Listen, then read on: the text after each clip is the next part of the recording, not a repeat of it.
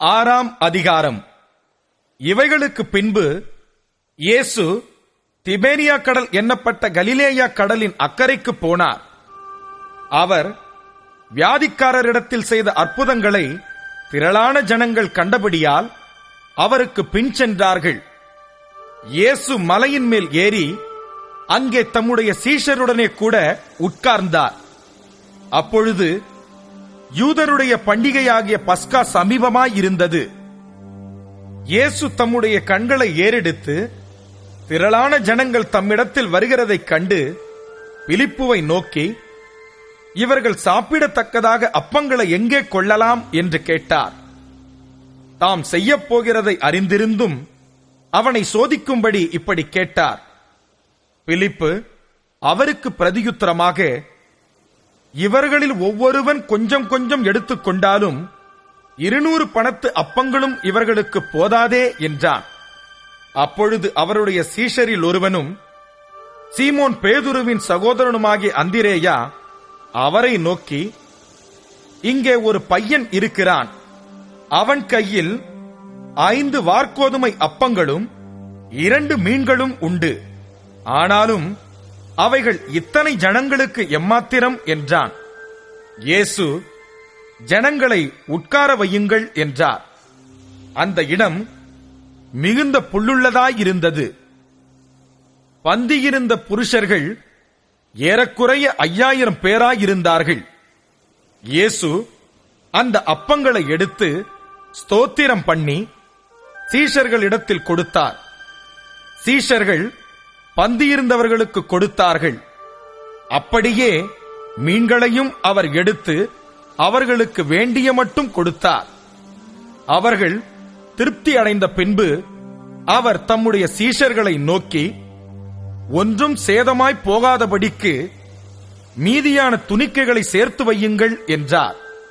அந்தப்படியே அவர்கள் சேர்த்து வாற்கோதுமை அப்பங்கள் 5 அவர்கள் சாப்பிட்டு மீதியான துணிக்கைகளினாலே 12 கூடைகளை நிரப்பினார்கள். இயேசு செய்த அற்புதத்தை அந்த மனுஷர் கண்டு, மெய்யாகவே இவர் உலகத்தில் வருகிறவரான தீர்க்கதரிசி என்றார்கள். ஆதலால் அவர்கள் வந்து தம்மை ராஜாவாக்கும்படி பிடித்துக் கொண்டு போக மனதாயிருக்கிறார்கள் என்று இயேசு அறிந்து மறுபடியும் விலகி தனியே மலையின் மேல் ஏறினார். சாயங்காலமானபோது அவருடைய சீஷர்கள் கடற்கரைக்கு போய் படவில் ஏறி கடலின் அக்கறையில் உள்ள கப்பர் நகூமுக்கு நேராய் போனார்கள். அப்பொழுது இருட்டாயிருந்தது. இயேசுவும் அவர்களிடத்தில் வராதிருந்தார். பெருங்காற்று அடித்தபடியினாலே கடல் கொந்தளித்தது. அவர்கள் ஏறக்குறைய 3-4 மைல் தூரம் தண்டுவலித்து போன பொழுது இயேசு கடலின் மேல் நடந்து படவுக்கு சமீபமாய் வருகிறதைக் கண்டு பயந்தார்கள். அவர்களை அவர் நோக்கி, நான் தான், பயப்படாதிருங்கள் என்றார். அப்பொழுது அவரை படவில் ஏற்றிக்கொள்ள மனதாயிருந்தார்கள். உடனே படவு அவர்கள் போகிற கரையை பிடித்தது.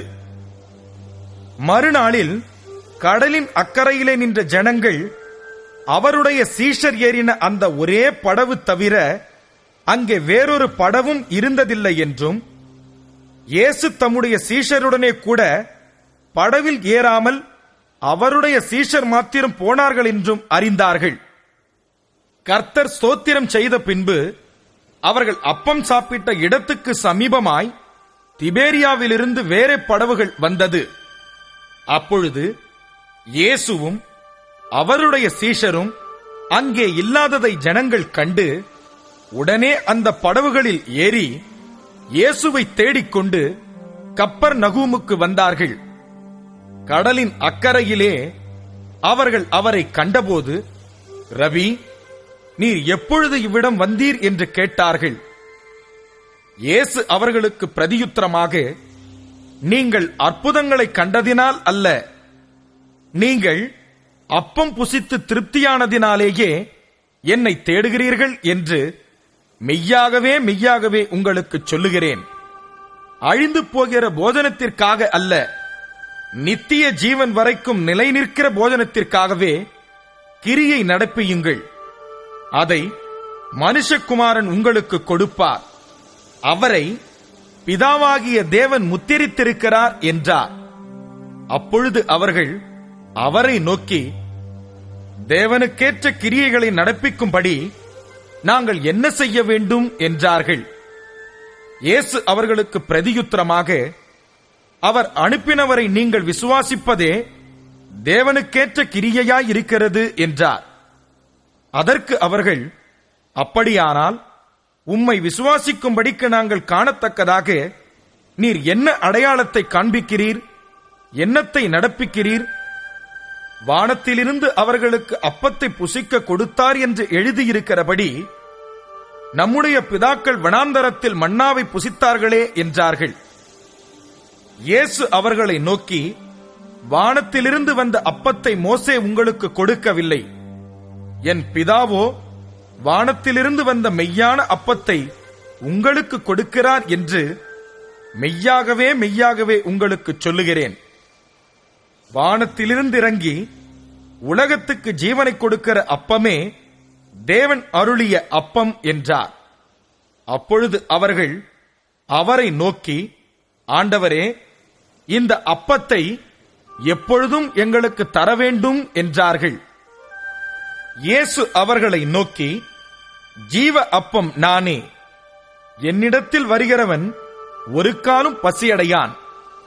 என்னிடத்தில் விசுவாசமாயிருக்கிறவன் ஒரு காலம் தாகமடையான்.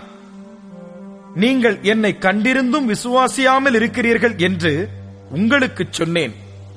பிதாவானவர் எனக்கு கொடுக்கிற யாவும் என்னிடத்தில் வரும். என்னிடத்தில் வருகிறவனை நான் புறம்பே தள்ளுவதில்லை. என் சித்தத்தின்படியல்ல, என்னை அனுப்பினவருடைய சித்தத்தின்படி செய்யவே நான் வானத்திலிருந்து இறங்கி வந்தேன். அவர் எனக்கு தந்தவைகளில் ஒன்றையும் நான் இழந்து போகாமல் கடைசி நாளில் அவைகளை எழுப்புவதே என்னை அனுப்பின பிதாவின் சித்தமாயிருக்கிறது.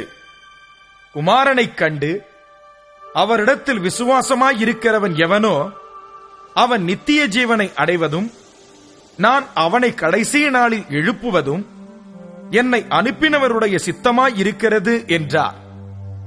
நான் வானத்திலிருந்து வந்த அப்பம் என்று அவர் சொன்னது நிமித்தம் யூதர்கள் அவரை குறித்து முறுமுறுத்து, இவன் யோசேப்பின் குமாரனாகிய இயேசு அல்லவா?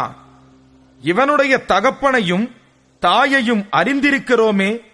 அப்படி இருக்க நான் வானத்திலிருந்து இறங்கி வந்தேன் என்று இவன் எப்படி சொல்லுகிறான் என்றார்கள். இயேசு அவர்களுக்கு பிரதியுத்தரமாக, உங்களுக்குள்ளே முறுமுறுக்க வேண்டாம். என்னை அனுப்பின பிதா ஒருவனை இழுத்துக் கொள்ளாவிட்டால் அவன் என்னிடத்தில் வரமாட்டான். கடைசி நாளில் நான் அவனை எழுப்புவேன். எல்லாரும் தேவனாலே போதிக்கப்பட்டிருப்பார்கள் என்று தீர்க்கதரிசிகளின் ஆகமத்தில் எழுதியிருக்கிறதே.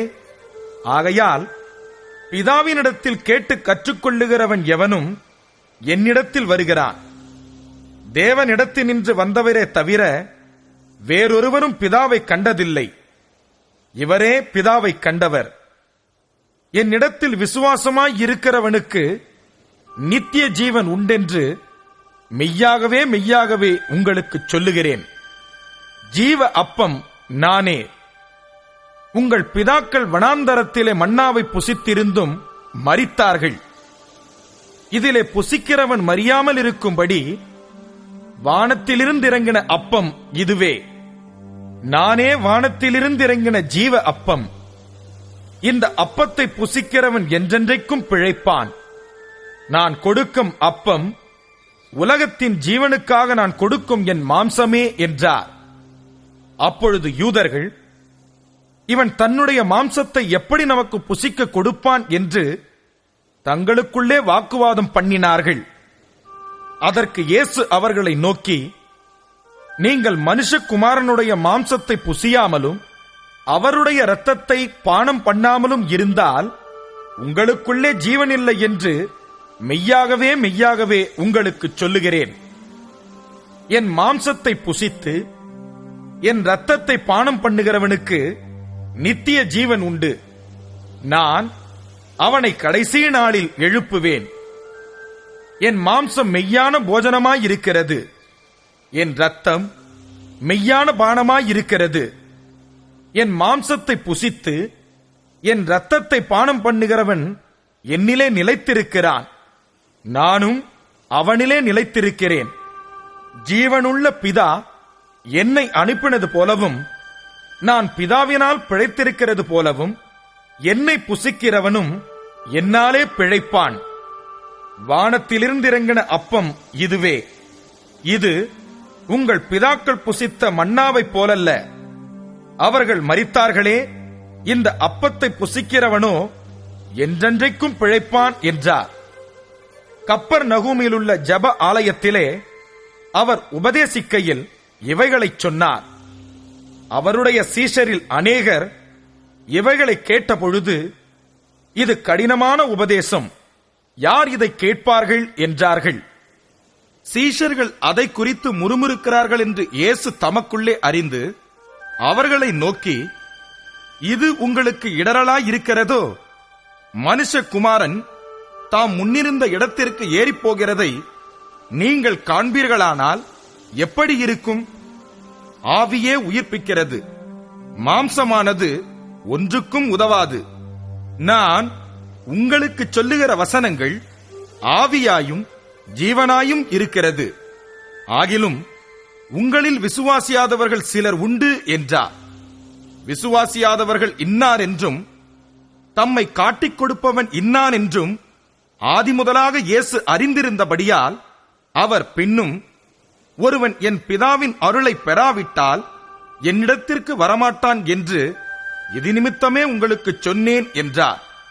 அது முதல் அவருடைய சீஷரில் அநேகர் அவருடனே கூட நடவாமல் பின்வாங்கி போனார்கள். அப்பொழுது இயேசு 12 நோக்கி, நீங்களும் போய்விட மனதாய் இருக்கிறீர்களோ என்றார். சீமோன் பேதுரு அவருக்கு பிரதியுத்தரமாக, ஆண்டவரே, யாரிடத்தில் போவோம்? நித்திய ஜீவ வசனங்கள் உம்மிடத்தில் உண்டே. நீர் ஜீவனுள்ள தேவனுடைய குமாரனாகிய கிறிஸ்து என்று நாங்கள் விசுவாசித்தும் அறிந்தும் இருக்கிறோம் என்றான்.